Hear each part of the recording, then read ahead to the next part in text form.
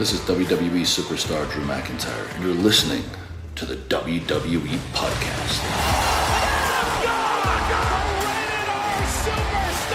The champ is the one that everybody wants, me. Becky Lynch is going to WrestleMania. Claymore! Austin 316 says I just whipped your ass. This is my idol. You're going to acknowledge me. All right, welcome to the WWE Podcast. It is the Week in Review on this Sunday, December 5th, 2021. Thanks to everybody listening right now with lots of choices out there in the wrestling podcast world. I'm very excited that you decided to choose us to listen to wherever you may be in this world, on this earth. Thank you so much for joining us, and we got a lot to talk about tonight with this Week in Review. Flying solo tonight. That happens from time to time. My schedule tonight was just too much for somebody to be able to come on and for me to commit. So that will be changing, of course, next week with another co-host. But this is going to be the Week in Review. We're going to get to all of the events this week. I'll start out with Brock Lesnar in just a minute because I can't wait for later in the show. I'm not even going to give you a hook to try to keep you on the show for longer. I'm just going to get to it in a minute. So that'll be topic number one. But two things. Number one, a shout out to our latest patron of the show. And our newest patron is Jeremy Snyder. Jeremy Snyder, thank you so much for your support over there on Patreon. You can join Jeremy and everybody else on the Discord server with the shout out you just heard. Everything ad free for just $1, and the benefits only go up from there. The next tier you can get on the show for an entire episode. You'll be a co-host, and then things escalate from there, including merchandise like mugs and t-shirts. That's a thing.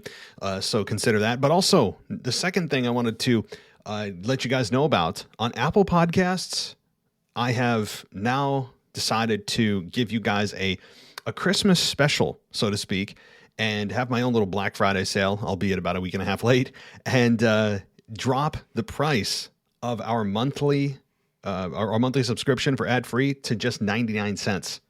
Just 99 cents for ad-free over there at the Apple Podcasts link. So if you go to my page on Apple Podcasts, or if you're already subscribed, there should be an ad-free button right there. And for 99 cents, you go ad-free. That is less than half of the price that it used to be. So take advantage while it's there and go ad-free. You also get 7 free days to check us out and see if it's for you. But the benefit of that is also, hey, you don't have to go anywhere, right? You don't have to download an extra app. Everybody has the Apple Podcast app pre-downloaded on their iPhone. So I'd really highly recommend that you go ad-free with us on Apple Podcasts, the #1 podcast platform in the world. All right, well, let's get to the Week in Review. Let's talk Brock Lesnar. I'm not going to wait. So Michael Ritter did a great job covering SmackDown, as he always does, and did an excellent job analyzing the show, including the Brock Lesnar segment. So go check that out if you haven't already. But here's my take on the Brock Lesnar return. It was one of the weirdest returns that he's ever had. I mean, Brock Lesnar's had many returns to WWE, whether it was from injury or just taking time off, or his contract only required him to show up like every 3 months. Whatever it may be, this was the weirdest return for a couple of reasons. Number one, his attire and hair, I still can't get used to it. I know that many of you out there find it cool. It's the new Brock. Brock does what he wants, and I agree that Brock does what he wants. But I don't know. I still feel kind of like it still doesn't work for me, especially the hair. He needs to just buzz that top off. Many of you don't agree. It just, to me, he's way past the age in which that should work. And you know, it's just not my thing. But beyond that, beyond the weird attire that I still don't like, and I still would have him I'd prefer him just in jeans and like even a jeans and a cutoff shirt or something like that. But the plaid and the cowboy boots and the buckle and again the hair, all that stuff that just looked like he rolled off of his farm in Saskatchewan. All of that is just, I don't know. Like, anyway, so that's just a small part of it. But really, the weirdest part for me for Brock was his babyface character. Now, given Brock Lesnar spoke more on this past Friday night SmackDown than he has in a year and a half combined on the microphone, or maybe since his return to WWE after coming back from UFC in 2012. To me, this may have been the most he's spoken since combined. So I'm fine with him being on the microphone, even if his voice doesn't really match his body. Maybe that's why also they kind of kept him off for a while. And the fact that he's not an excellent promo, he's just kind of like he's an imposing figure with a lot of star power that can cut decent promos. Less is more. But I don't know, his voice also doesn't really match. Like, he feels like his voice should be way deeper and have more bass to it. Instead, he kind of has a high pitched voice. And again, I know I'm nitpicking at really small things. Okay, and I'm not poking fun at Brock Lesnar. To me, this is just the tip of the iceberg to what I'm going to tell you about the totality of why I was kind of weirded out and felt awkward with Brock Lesnar on Friday night on SmackDown. Now, getting to more of a substantive issue that I had with Brock Lesnar on Friday, he announces that he's going to come for Roman Reigns. Right? He says he wants the Universal Championship. Sami Zayn comes out and obviously has some issue with this, given that he won the Battle Royal the week before to earn the number one contendership for the Universal Championship. From there, this is where it turned weird for me.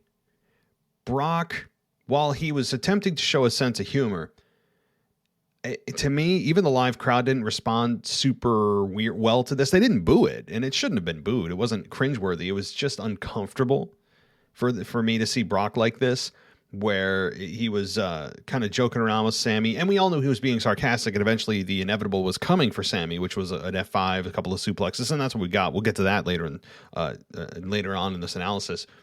But he was joking around with Sami, bullying Sami Zayn into giving up his championship match that night, like that very night, Friday night.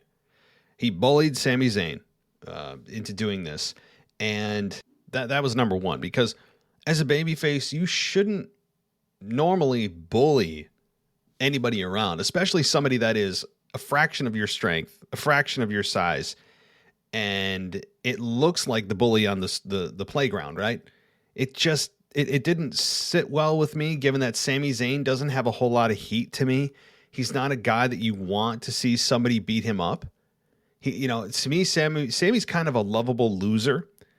And I think that having Sami get bullied by Brock Lesnar actually put some sympathy on Sami to me. And then having Brock follow him backstage after he was trying to work with Adam Pearce, or rather Sonia Deville, about maybe not doing it and waiting till day one. But then Brock shows up stalking him to make sure that he wasn't trying to, in fact, get out of this matchup. So, it was weird. And that was number one. That was weird. Okay. And then it continues to get weirder, because as Sami Zayn gets into the match finally at the end of the night, we have Brock Lesnar come out, and he ends up F5ing Sami Zayn a couple of times, which is, an F5 is always, it's fine. You knew that was coming anyway. I have no problem with that. Some suplexes.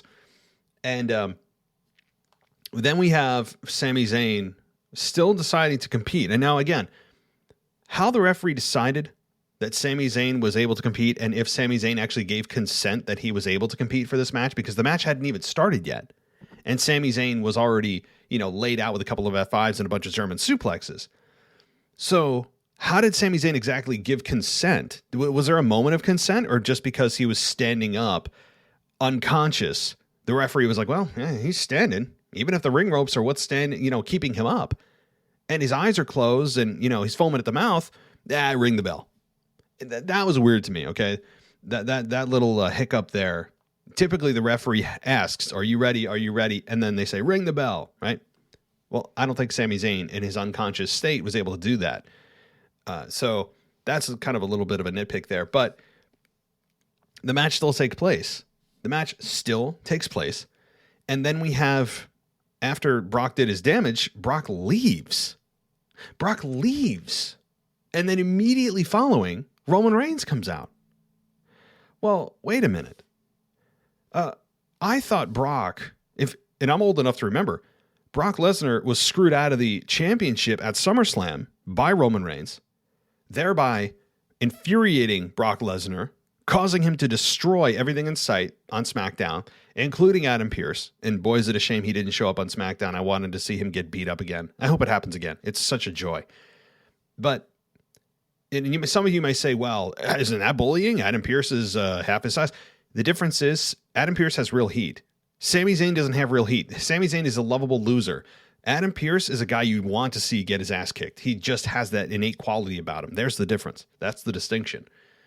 But Brock Lesnar leaves, right? Brock Lesnar up and leaves. Immediately following, Roman Reigns comes out. And as I was just saying, Roman Reigns screwed Brock out of the championship. And suddenly he doesn't care that Roman Reigns is in the building? Did they not pass each other backstage? It was moments after. Why are we not seeing Roman, or at least Brock, trying to get at Roman and maybe security stopping him or something? It's just forgotten? Are we all supposed to just throw our hands up and say, I guess he'll just wait till day one? That's not Brock Lesnar. Brock Lesnar is an uncaged, untamed animal. That's what I wanted to see. And he leaves before Roman gets to the arena or gets to the ring? I didn't understand that. That made no sense to me. And it made Brock Lesnar look a little foolish, I guess, right? And a little bit of kind of discredited, because the guy that you want so badly to beat down after screwing you out of the championship, literally you just passed, likely in gorilla position. So did I miss something? Are you that patient of a man that you're like, well, no, I want to do it on the bigger stage at day one? I'm at a loss for words on that one. That really made no sense to me. I was hoping Brock would stick around at ringside, and he didn't.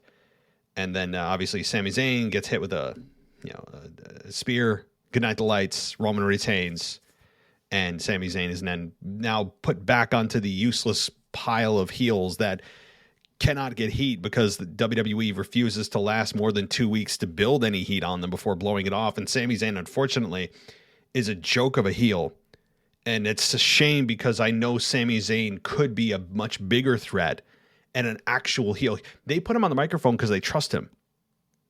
And I trust Sami Zayn. Sami Zayn's great on the microphone. Sami Zayn is, I love hearing him talk. He's annoying.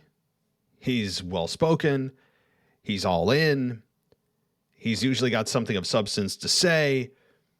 And, they continually make him just this easily beatable heel. And yes, it's Brock. I understand that, but I don't know. And then let's add another layer to this.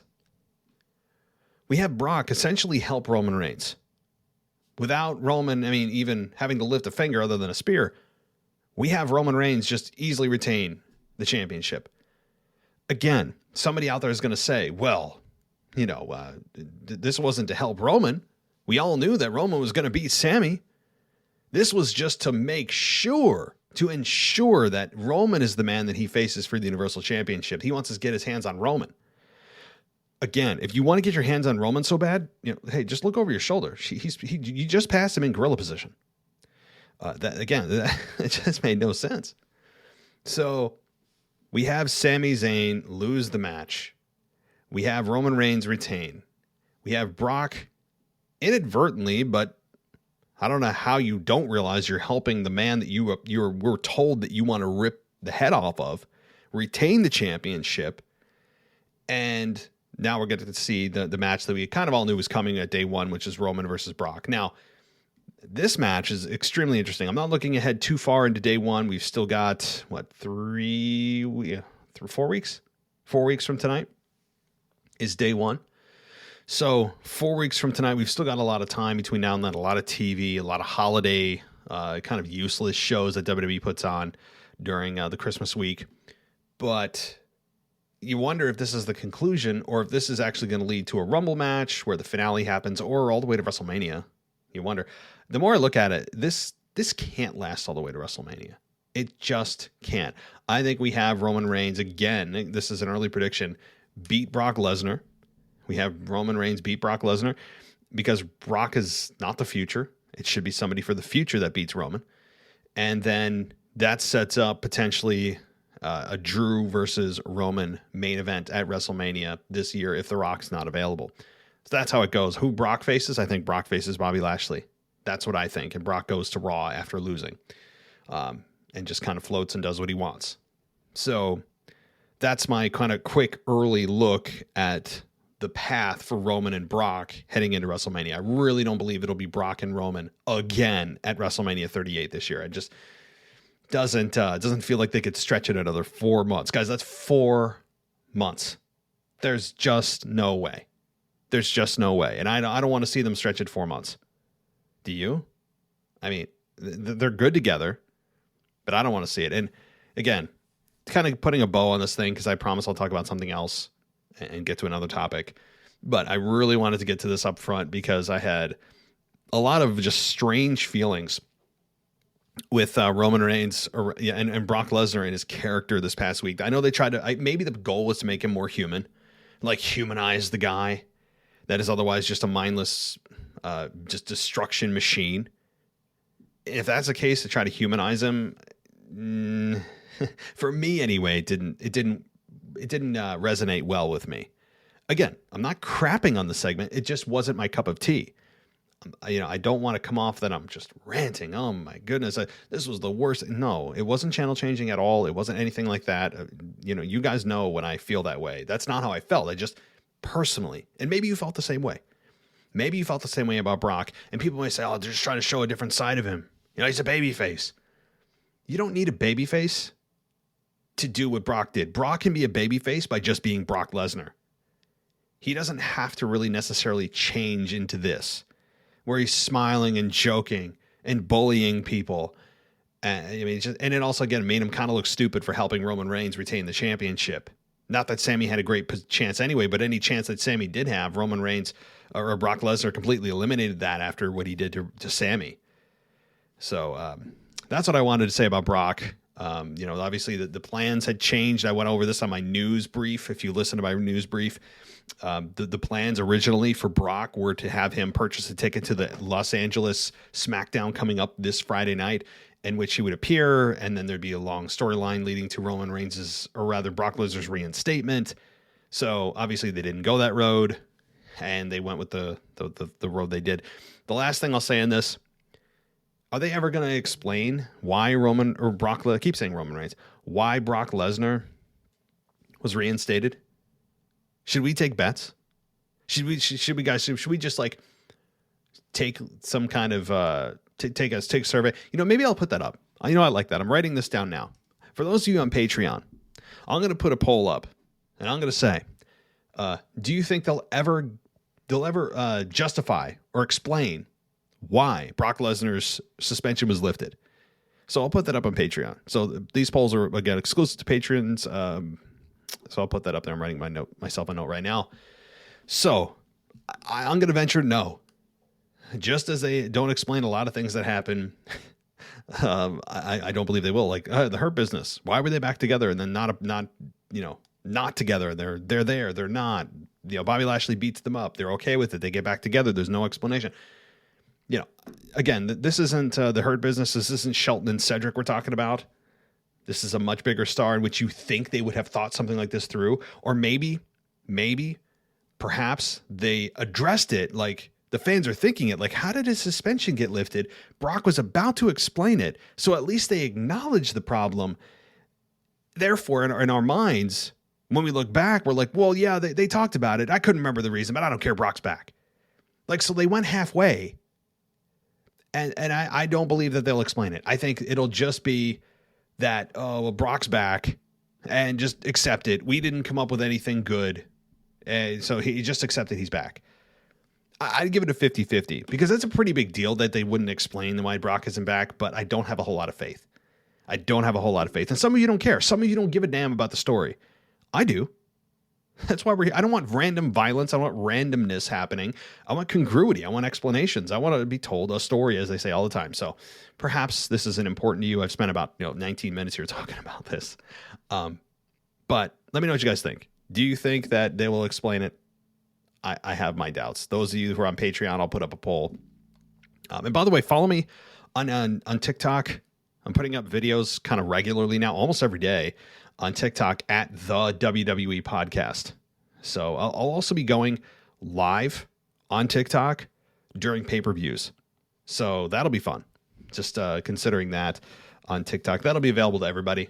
So at the WWE podcast. I may go live here and there too. I haven't gone live yet on TikTok, but I think I will be doing that in the near future. That way I can talk with you guys live. All right, moving on after 20 minutes of a ramble about Brock Lesnar, but it needed to be said. That's why I could not wait. So, okay, let's talk a little bit more about SmackDown, and let's switch things over to the women's division. So Sasha Banks took on Shayna Baszler this week, and we get our traditional roll-up. And don't worry, there was more than one roll-up during the show, as per quota, but this was a really good match. Do you expect anything else between Sasha Banks and Shayna? And this is probably Shayna's biggest match in like 2 years, I feel like. Interesting, too, how we had Pat McAfee talk about an arm-breaking future endeavor or something along those lines. We'll get to that maybe a little bit later on if I remember. But that was just something that, I mean, like I say, Pat McAfee has been saying some things that are borderline. You wonder if it's approved or he just says these things and then Vince scalds him afterwards. Like last week, him saying that he thought the crowd was chanting "Let's go Brandon" when they clearly wouldn't. He was just trying to be culturally relevant. I think that's what it was, or trying to be funny. He knows what's hip. He knows what's trending. He knows what the kids are talking about. So let me bring that on the show.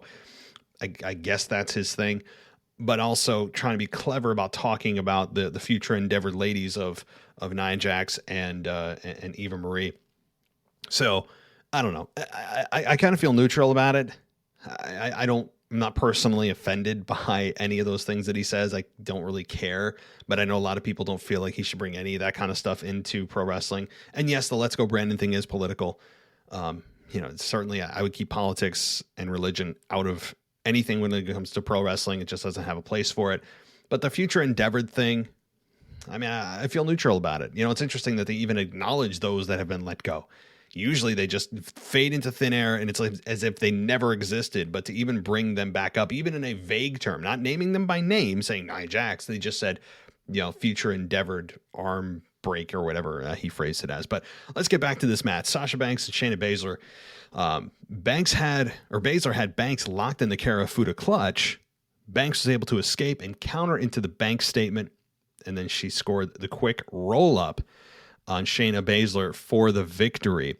Again, the one thing I'll say about this match, beyond just these two have, of course, good chemistry as you'd expect. It wasn't blow away. It was a fine match, but they actually decided to have some kind of promo video for Shayna Baszler in this match, or before the match, which was very interesting.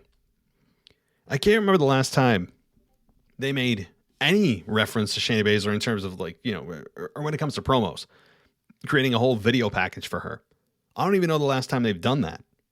So I was thinking, oh, cool. They're building up Shayna for another big run, and they still could be, but this roll-up victory would say otherwise. Sasha Banks continues to slowly evolve into a babyface. And again, I know that some of you feel that Sasha, that is a babyface because she's being nicer, right? Or, at least trying to advocate for Naomi. She did last week. She's not being the cheat to win kind of personality. And I think the biggest thing that's helped her, though, I got to say, she hasn't spoken really. Her voice and her laugh are extremely annoying, I have to say. Her regular speaking voice, even to me, is kind of nails on a chalkboard. Her laugh is channel changing to me, as I've said this many times before. It's not heel heat, but at least they've recognized that her laugh needs to just kind of be tucked away and stowed under your seat. I'm thinking of being on an airplane. That's the analogy that I was drawing here, but I really think that that's a smart move. The less Sasha Banks says and the less she laughs, I think the more the crowd would be willing to accept her and trust her as a babyface. But to me, I don't know, as a fan, how can I trust Sasha Banks? She has shown me over the years, many, many, many times, that she will not and cannot be trusted. That she will stab people in the back. Why do you think her finish is called the backstabber? I just don't buy her as a babyface. I can't get invested in her as a babyface. Okay, she's extremely attractive. Don't care. Okay, if some of you take that as an asset, or some of you use that as a reason to cheer for her, then God bless you. To me, that's a superficial, very fleeting reason to cheer for somebody. To me, it's about character. It should be about substance. It should be about mission statements. It should be about why are you doing what you're doing, and why and how did you see the light? How did Sasha Banks decide to just suddenly be this kind of wonderful woman all of a sudden? What changed? She doesn't give us any of that. We're just supposed to feel sympathy for her from getting beat up from Shotzi, advocating for Naomi the last week, not cheating to win, not laughing. Again, it's all just it's all like side stuff. It's all these like little side things that she's done, but nothing solid, right? She hasn't done something that you can put your foot on, put your finger on and say, that's why she's a babyface. It's all kind of like these little bits and pieces of things you could kind of patch together for why we should cheer for her. But to me, something you could put your finger on and say, yeah, she's a babyface would be, one example is, she comes out and saves somebody from an injustice, right? Like somebody maybe is about to screw the other person out of a championship. She comes out and makes the save for the babyface. That's something you could say, okay, that's something you could point at. Another, maybe a mission statement, a kind of a confessional to the crowd, saying, she hasn't been the nicest person over the last several months or years. And, that she had some kind of epiphany. I don't know. But a promo speaking to the crowd, speaking to us, the fans. But there hasn't been anything. Yet the crowd continues to softly, warmly cheer for her. They're not against her generally, but I don't know. To me, those are things, solid pillars you could put on her babyface run. And everybody's giving me, well, she's done this and there's sympathy and, oh, she's nicer. And yeah, but again, what's the reason behind it? You're giving me kind of symptoms, but you're not giving me the actual sickness. And I guess, again, I come up with weird analogies, guys. That's the best thing I could come up with, if that makes sense, right? Like you're treating the symptoms, but you're not treating the actual illness itself. And I need the actual illness to be identified. It's not the best analogy, but bear with me if you're following me. So anyway, I went too deep into the Sasha Banks babyface turn. I don't hate it. It's just a little bit flimsy. It's flimsy logic is all I have on that. But on the flip side, with Shayna Baszler, I've been advocating for many years. It feels like almost years now. Many months, I'll say that. It's probably more accurate. As many of you have, that Shayna Baszler should be out of a tag team. She should be on her own. She should be breaking arms, causing carnage. And we finally get her out of the Nia Jax tag team. Nia Jax's future endeavored. She snaps Nia's arm. She snaps Eva Marie's arm. And boom, boom, boom, boom. Loss. And you're thinking, okay, she was clearly used, just a future endeavor, those two individuals. And now she's back to, again, losing roll-ups. I mean, roll-up is just her, it's her kryptonite. I don't know. You don't ever really hear from Shayna Baszler either on the mic, if you notice that too. I think that's hurting her. But you could have a real nice heel, a really nice solidified heel on SmackDown beyond Charlotte Flair. We'll get to her too.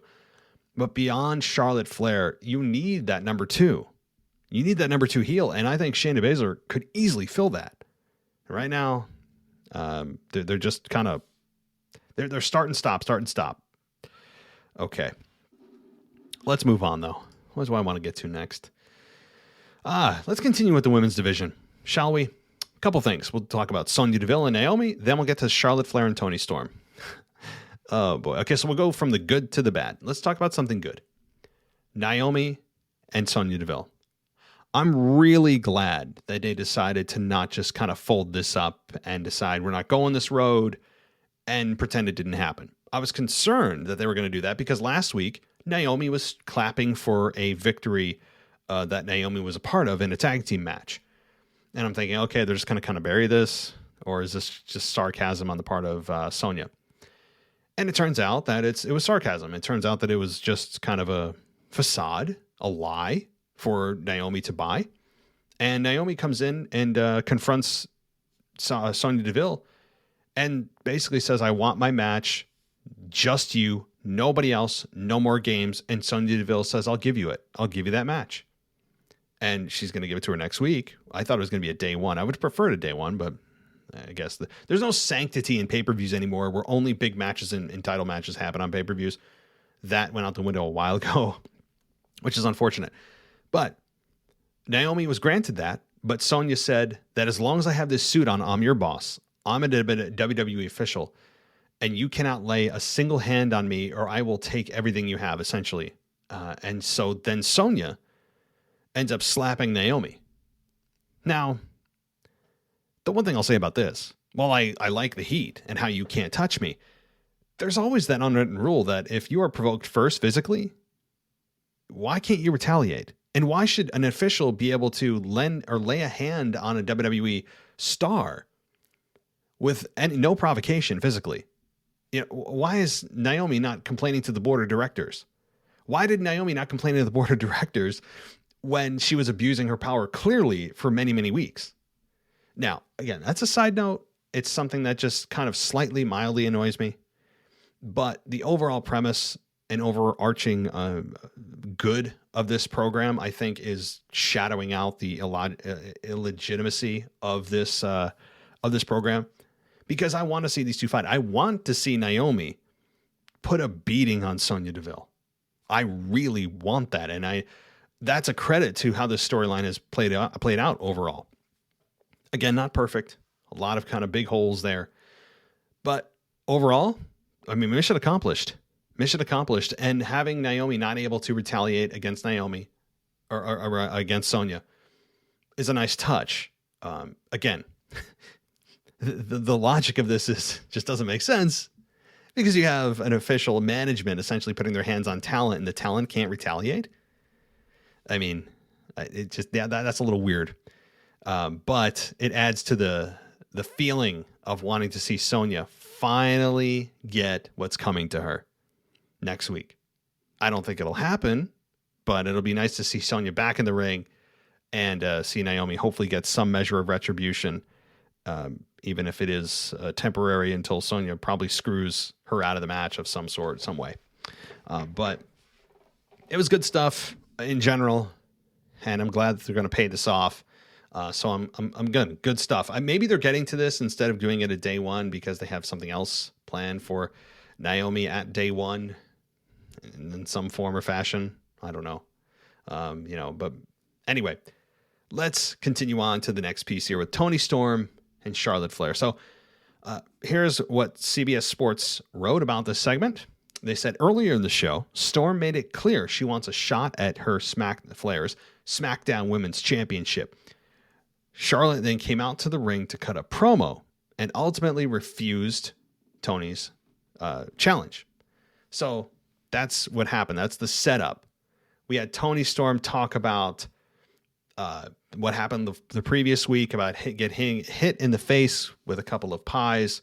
By the way, I'm pretty sure just whipped cream doesn't translate to a pie. Anybody else notice like whipped cream is all that's apparently in these pies? It's not a pie. It's just, it's whipped cream. But anyway, I digress. I guess it looks more, it's better for a visual. And so we had, of course, that silliness last week with Toni Storm. To me, that really hurt her character. She even came up with a nickname for herself, which, by the way, you're not able to do. And I don't remember anybody calling her Two Pie Toni. But why would you? Number one, it's against like societal rules. You can't come up with a nickname for yourself. Somebody else has to do it for you. And number two, why would you want a name like that to stick with you? It just makes sense. So why propagate your own kind of slandered name? It doesn't make sense. So anyway, Toni Storm, again, on promo, she's, I think, pretty good. Toni Storm feels like she's comfortable on the microphone. And then Charlotte, again, refuses her championship match. But here's where things kind of just take a really bizarre turn. Apparently, guys, we have subscribed not just to SmackDown.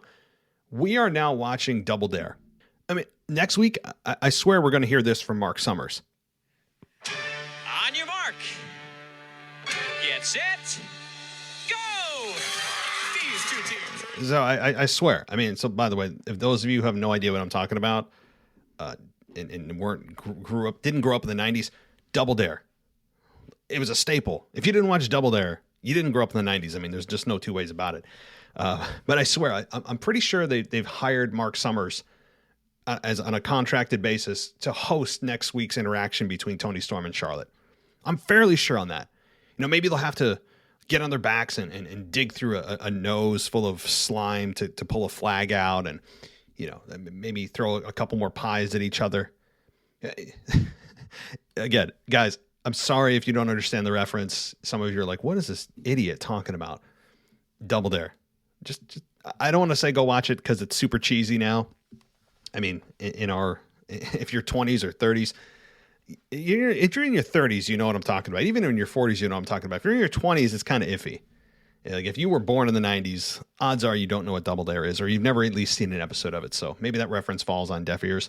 But I really would not be surprised if Mark Summers is there next week, because we had Toni Storm not attack Charlotte for the embarrassment, but rather come out with a whipped cream pie, because there's no other way about it. I mean, it was just all whipped cream. It was just essentially like a tin with just whipped cream, not even crust, just whipped cream, and hit Charlotte in the face. And apparently these pies are just, I mean, they render you useless. Other than making sure you get the nice shot for the camera so that it fits nicely in a video package that they're going to put together next week of who's pieing who, right? And you get the embarrassment of, oh my God, they got pied.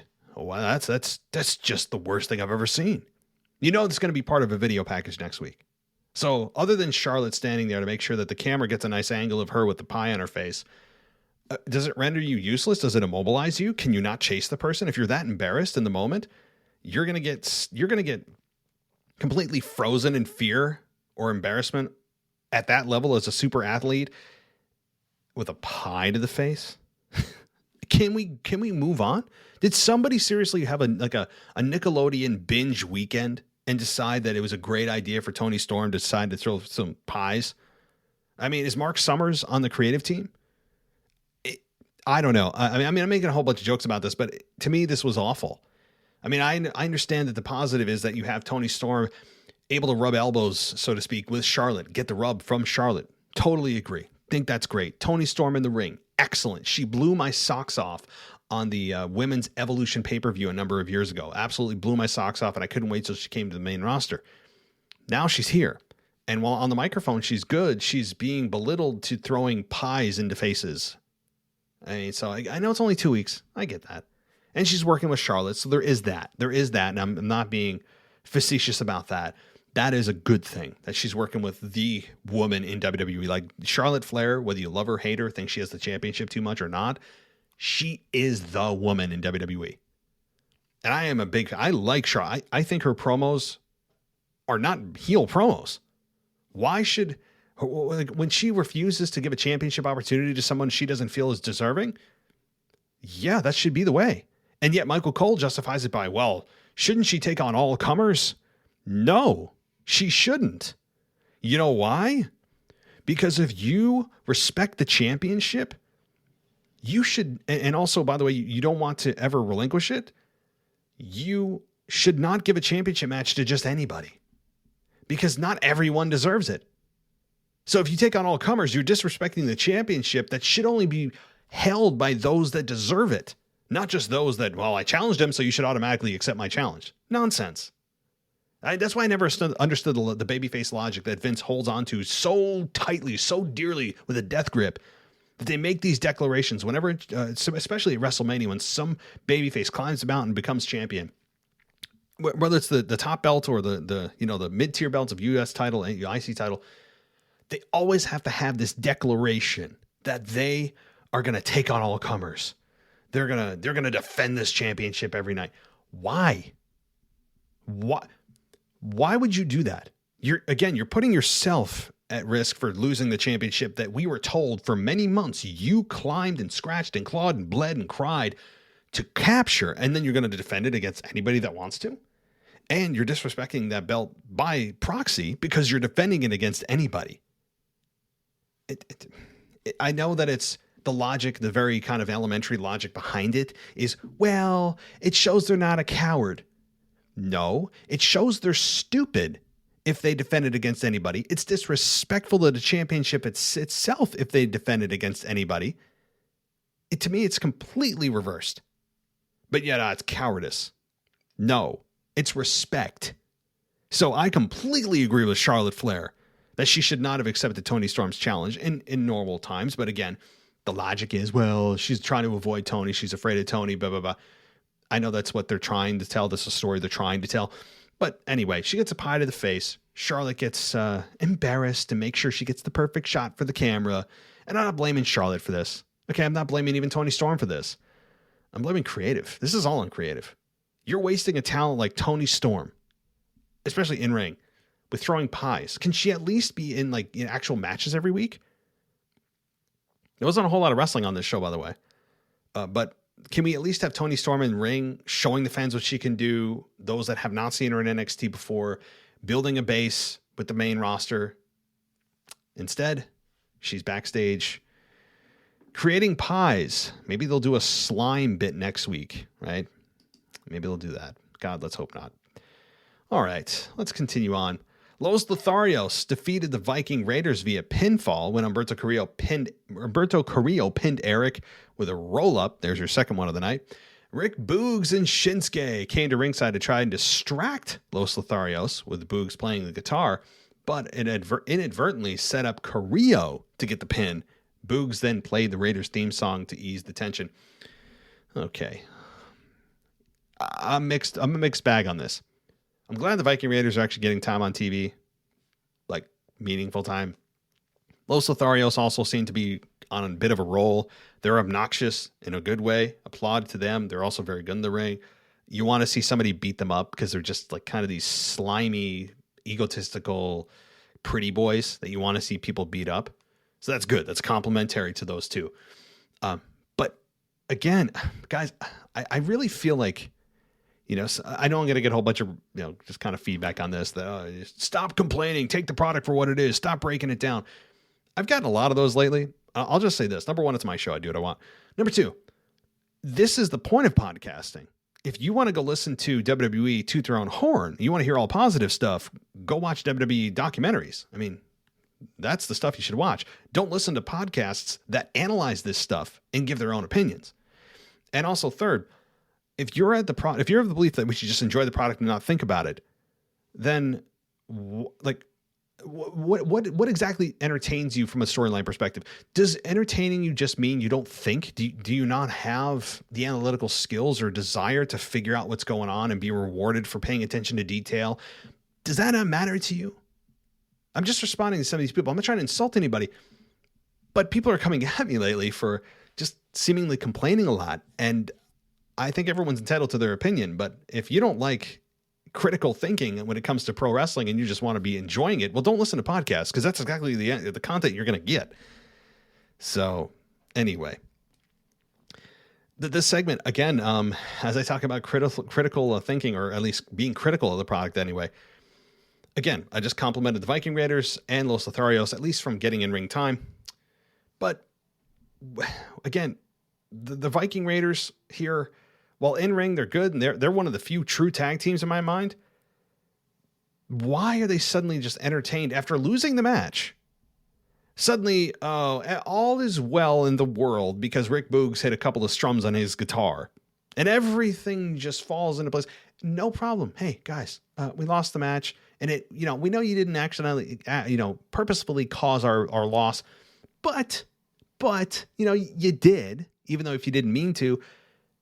But, we're as mad as we are, just hit a couple of strums on your electric guitar and we'll start dancing around like fools. This was bad. That part was bad. The whole match wasn't bad. That was bad. All right. Well, let's continue on. Let's see if we can find something positive to balance it out here. Jey Uso versus Xavier Woods. So Jey Uso defeats Xavier via disqualification after interference by Kofi Kingston. Woods announced that Kingston was back before the match, and it didn't take long before Kingston could no longer wait to attempt to get revenge on the Usos, taking out Jey before Kingston and Woods also ran off Jimmy Uso. So this, again, Jey Uso and Xavier Woods, you know what kind of match you're going to get. It's always a solid match. Two professionals. And I got to say, Xavier Woods, as much as I can't stand his character, or really anything about his personality, he's really good in the ring. That's undeniable. But again, these two had a decent match, but it ends in disqualification.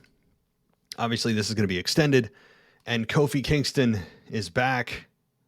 I mean, there really are no three words you could say to me worse than that, than Kofi Kingston, or 4 words. Jeez, look at me being an idiot. Kofi Kingston is back. Those are like the 4 worst words in the English language to me, is Kofi Kingston is back. Or if I want to do 3 words, it's Kofi Kingston returns. Either way, it's just like the worst thing you could tell me. Unless they're going heel on him, I don't want to see it. And so this is this it was what it was. You know, it ends in DQ. And I think these two teams are clearly not done with one another. Also, actually not even a footnote, a notable event that happened. A lot of Uso chants. Ooh, so. That was very notable. First time that I've heard Uso chants in a long time, since they started aligning themselves with Roman Reigns. Just an interesting little note there. I don't know if it's something that'll continue or just kind of a one-off, but definitely worth talking about there. Drew McIntyre and Jeff Hardy attacked Happy Corbin and Madcap Moss during Happy Talk as Corbin and Moss were hosting it. And really, they were hosting it, but it was just themselves that they were having on the show. It wasn't as if they have a guest or anything like that. But Corbin and Madcap Moss were taking shots at Hardy and McIntyre. I'm surprised they didn't go the road of talking about Jeff Hardy's drug past, or I think they hinted at it at one point, but they didn't go full bore on it, which is nice. I don't need to be reminded every 10 seconds that he has had drug issues, pill issues, alcohol issues. We've been down that road way too many times. I mean, Sheamus, I think, completely beat it to death, and it happened before that too. And people continue to talk about it. It's can we move on?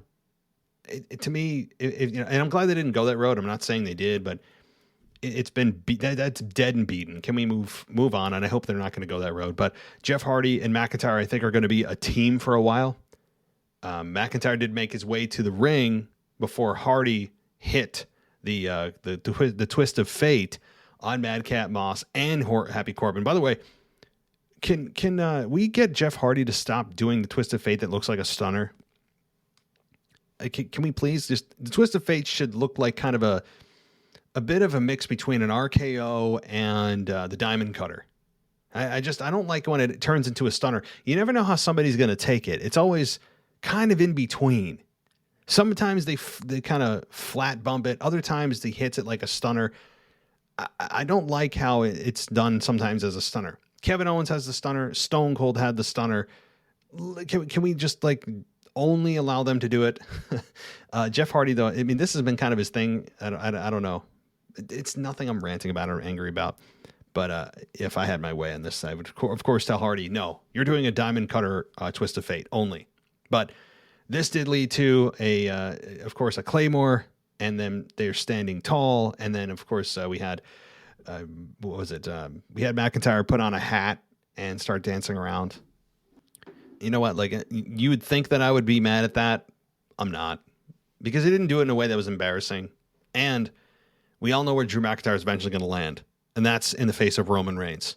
They're destined for a 2022 clash, and it's going to be fun. Now, whether that happens again at WrestleMania or it happens beforehand, they are in the next few months. We will hear about Drew McIntyre, Roman Reigns. It's guaranteed. So we all know where he's headed. And again, this was fine. Yeah, this was fine. And seeing Corbin and Moss get laid out, fine, no problem. And I don't mind Drew McIntyre and Jeff Hardy teaming up. I think they've got a nice little chemistry, honestly. I have no problem with that. If Drew wants to kind of hang with Jeff for a while, that's fine with me. I think it's, again, it works. And it's definitely a nice hold me over until Drew gets to his next relevant program. All right. What else happened? What else happened? Did I talk about everything? Oh, Sheamus defeated Cesaro via pinfall with a bro kick. Cesaro is kind of on the same train as Finn Balor. Whoever's conducting that train, well, first of all, if you're on that train, just abandon ship, right? Like tuck and roll off that train. Take the bumps, roll, even if it's into a rocky surface, just get the hell off it. Because Cesaro and Finn somehow took the same train where they were once relevant. They were just super relevant just a couple of months ago. And now they're taking loss after loss after loss after loss. And again, I know it's at the expense of Sheamus. I understand that. Right now, Sheamus is more of the focus than Cesaro. And Cesaro has gotten seriously no mic time at all since the Roman Reigns program. And Sheamus is the guy that they want to build right now, especially with his protege.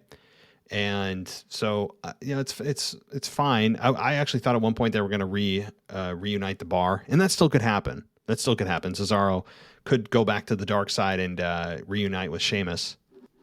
But this match, it was no problem physically. No problem with the physical part of this match. Just Cesaro. If you're a Cesaro fan, man, at this point, are you just numb? Are you just numb at this point with Cesaro? If you're a fan of his, so I don't know. So anyway, switching over, hold on. I'm going to make sure I'm scanning through everything. Switching over to Raw. First of all, before I get to a little bit of Raw, and again, I preface this by saying we don't fully cover Raw like I just covered SmackDown because I already did a full Raw review earlier in the week. So if you want a detailed play-by-play on the show, that is available to you just in a few shows before this when I did the Raw review last Tuesday, and it was released last Tuesday night anyway. But this coming Monday night, we have some big matchups. We've got the Women's Championship match between Liv Morgan and Becky Lynch. We've also got a steel cage match of Big E versus Kevin Owens. So you could imagine that Seth Rollins will somehow, some way be involved in that. Even though steel cages are designed to do the exact opposite that we're always told they're supposed to be there for, and that is to keep people out and also keep people in. Well, I can guarantee you that you will not keep people out because there's no roof. And also, you can win a match by getting out of the cage. So, kind of negates the purpose of that. So, but nonetheless, it's still a steel cage match. And if you're a wrestling fan, it's a tradition.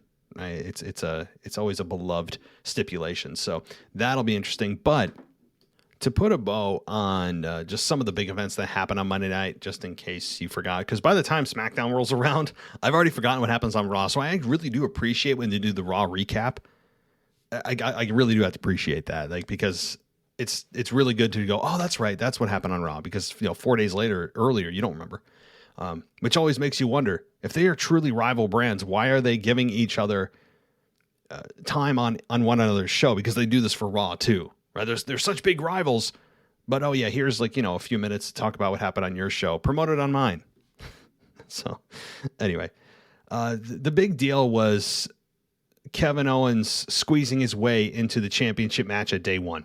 That was really the big takeaway. If you're going to talk about just one singular item, Kevin Owens getting into that championship match at day one between Seth and Big E is and was the story on Monday night. Now, of course, we'll get to a couple other things, but Seth Rollins not happy about this. And if I was Seth and the contract says one-on-one, perhaps Seth has a bone to pick if he doesn't win the championship at day one, where he says, Kevin Owens wasn't supposed to be even a part of this matchup. My contract says one-on-one. I want a rematch with Big E at the Royal Rumble one-on-one.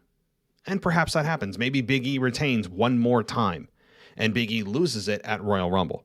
So that's possible, and Seth would have a contractual argument to be made if the contract does indeed say one-on-one. So keep an eye out for that. As much as you and myself, admittedly, have thought for many weeks that Kevin Owens is there to just take the pinfall so that Seth can beat Kevin Owens, become champion. They don't put any egg on the face of Big E. All is right with the world, and they accomplish everything in that triple threat. There's still a possibility Big E continues to have his reign through the Rumble, and that's where Seth ends up beating Big E. So keep that in mind. I would not put it past WWE or creative right now. And I really don't have a problem with that. As long as Seth becomes champion in sometime in January, sign me up. So that was really the big thing.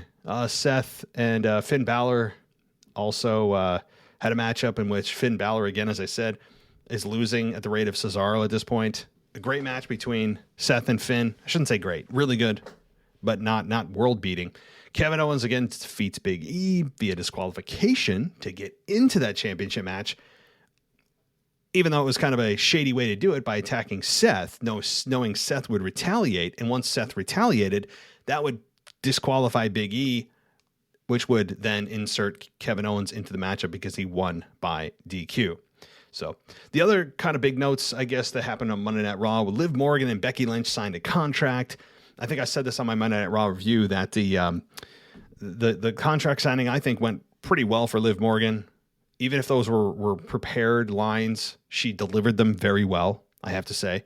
Liv Morgan, when she just lets it go and feels, just finds that confidence, she's got it, man. And I hope she continues to find whatever this is. And I will continue to say, this is a litmus test, folks. This is a litmus test. Morgan's not winning Monday night. But how do we react? Keep that in mind as we move forward. If the crowd doesn't care and social media doesn't care, they're going to move on from Liv Morgan. If they don't and they blow up, then WWE may have and put a little more stake into the Liv deserves better movement. So it's all going to depend on the crowd here. I really believe that. Let's see what else. Edge returned.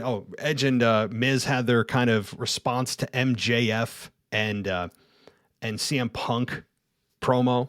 That's exactly what this was a response to that without being a response to it. They cut a lot of that promo out of the the Raw recap on SmackDown. They cut a lot of that out because I think a lot of it was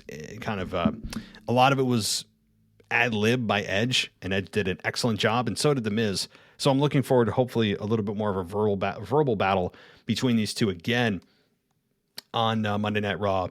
But you can just imagine, Edge is clearly watching AEW, and why wouldn't you? To see what former friends and colleagues are doing, and it's the hot new brand right now, and him sitting there going, "That was a great promo. I want to do that. I can do better." And he convinces Vince to do it, or because Vince probably has no idea that that's even happening until he's shown it, living in his bubble, and he convinces Vince to do that with The Miz, who's also a great talker, and I don't think that they beat CM Punk and the MJF. I don't think by a long shot they did. If they think they came backstage and they felt, oh, mission accomplished, we killed it, we knocked it out of the park, take that AEW. If that was their reaction, you guys may want to reevaluate. It was a really good promo, don't get me wrong. And had MJF and Punk not had that, the bar would be a lot lower to compare it to. But since they want to directly respond to that, no, sorry, MJF and Punk still beat this segment with Edge and The Miz. So no, mission not accomplished, folks. Okay, I love you, Edge. You're one of my favorites of all time. But if they came backstage, pats on the back and attaboy, you killed it, you showed him, that's how you cut a real promo. No, MJF would scald you. And look, Edge is one of the best of all time on the microphone as well. MJF would blaze Edge. MJF would blaze anybody. As I said before, I would love to see MJF and John Cena go face to face. I said this on my, I don't know what show. Last week I said it, but there are so many hurdles and improbabilities to make that happen. But what a moment that would be. And to see them just unhinge on each other, my God. Just imagine MJF and John Cena. I think it's even more desirable than Punk and MJF. By the way, Punk is getting kind of torched by MJF lately. MJF, and I've been keeping up a little bit, at least with this storyline in AEW. MJF is, to me, one of the best of all time on the microphone. And I don't just mean in AEW. I mean like professional wrestling industry-wide ever. MJF is one of the best of all time. I believe that. Now, the reason I believe that Punk is getting scalded in AEW is because once the person that doesn't have anything left to say or a good zinger back breaks down into just let's fight, you lost. Right? When Punk went back to, oh, we've wasted these people's time. Why don't you come in the ring? This and that. I love Punk. again, one of the greatest of all time as well. But when you're the one that wants to resort to physical violence instead of trying to get more out of the promo, you've got nothing left, and the other person you should concede that loss. You have lost the verbal battle. Because when Punk said the first time that they met a week and a half ago that we've wasted these people's time, no, you haven't. People are loving this. In fact, Punk, it's the exact opposite. You have not wasted their time. This is what they wanted to see.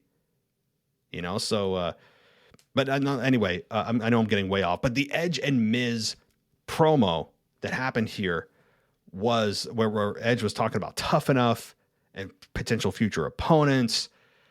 To me, this was a direct response to MJF and Punk, and they did not beat them in terms of just complete emotional investment, everything else, but they did still an excellent job.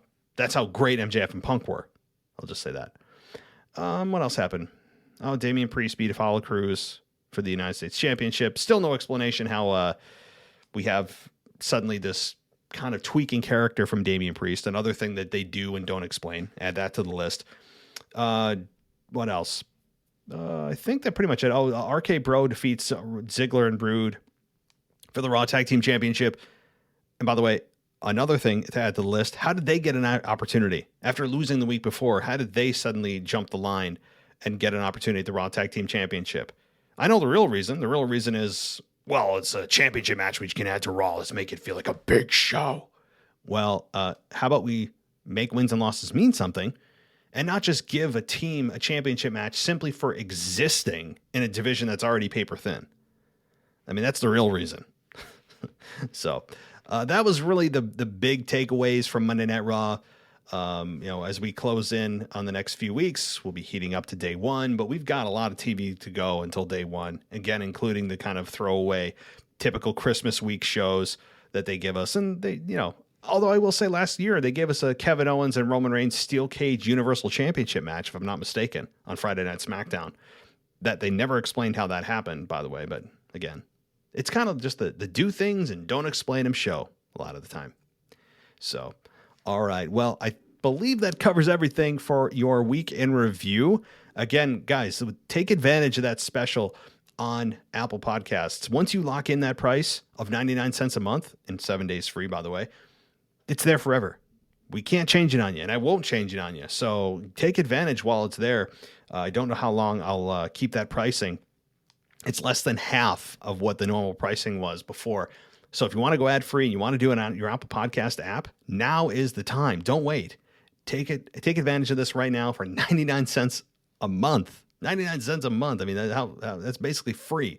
And then also, if you want on Patreon, you get on our Discord server. That's also starting at $1 a month with many more benefits as you go up in tiers. But you can check us out there. It's a great little podcast family we have over there at Patreon. The Discord server is so much fun. I know I don't participate a whole lot in the Discord server throughout the week. I do keep tabs on what you guys are doing in there. And just, I'm not that I would moderate like your mom or dad. I don't care. But just to see what you guys are talking about, AEW or the latest news, whatever it may be. So it's really cool. I'd really recommend that you go to Patreon if you want that access as well. But that is it for us tonight. Patrons, as I mentioned, I will be putting up a poll asking you guys, do you think they'll explain why Brock Lesnar's suspension was lifted? Do you think they'll even go that far? So, all right, everybody, thanks so much for listening. I'll be back tomorrow night with Anthony DeMarco with a brand new What If. Tuesday's your Raw review, Wednesday's the mailbag, and so on. So thank you, everybody, for listening. As always, take care, and I'll talk to you next time. Thanks for listening to the WWE Podcast. Don't forget to subscribe on your favorite podcast app so you don't miss a show, or head to WWEpodcast.com. And for all of these shows ad-free, head over to patreon.com/WWE Podcast. Until then, we'll see you next time.